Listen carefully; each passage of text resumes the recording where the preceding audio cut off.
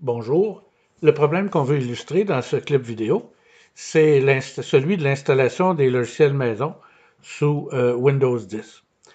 Je ne sais pas si vous avez déjà eu l'occasion de remarquer ça, mais quand on essaie d'installer un logiciel maison dans Windows 10, on se fait bloquer parce que Microsoft, dans son système d'exploitation Windows 10, a incorporé des mesures de protection supplémentaires.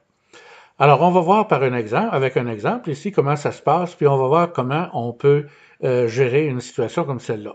L'exemple qu'on va utiliser, c'est celui de l'installation du logiciel qui s'appelle Paroisse du Canada et des États-Unis, qui est une petite base de données disponible sur le site web de la Société de généalogie des cantons de l'Est.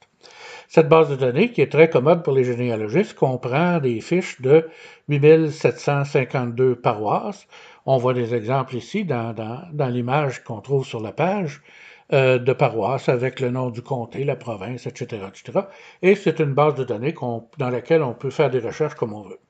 Alors allons-y. Pour illustrer notre problème, donc, on va ensemble télécharger et installer le logiciel. Alors, je clique sur comment procéder ici.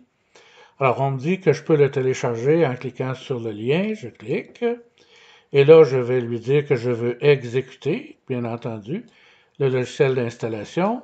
Et voilà le fameux écran bleu que Windows me donne, où on me dit Windows a protégé votre ordinateur. Windows Defender Smart Screen a empêché le démarrage d'une appli non reconnue. L'exécution de cette appli peut mettre votre PC en danger. Informations complémentaires.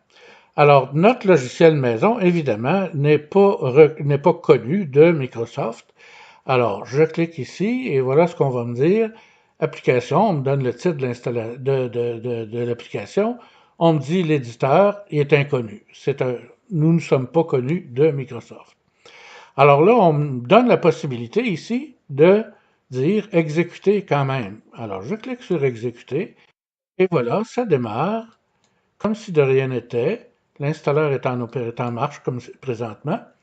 Alors, je clique sur suivant. On me dit que ça va s'appeler paroisse. Je dis oui, oui, oui. Créer une icône sur le bureau, c'est ce qu'on veut. Et on complète l'installation. C'est terminé. Je dis terminé. Et voilà, l'application s'affiche à mon écran, tout simplement. Alors, vous voyez présentement, par exemple, on a dans le comté de Caribou, en Colombie-Britannique, une paroisse, etc., etc. Bon. Alors, c'est aussi simple que ça. C'est pour vos installations de logiciels maison, ça fonctionne super bien.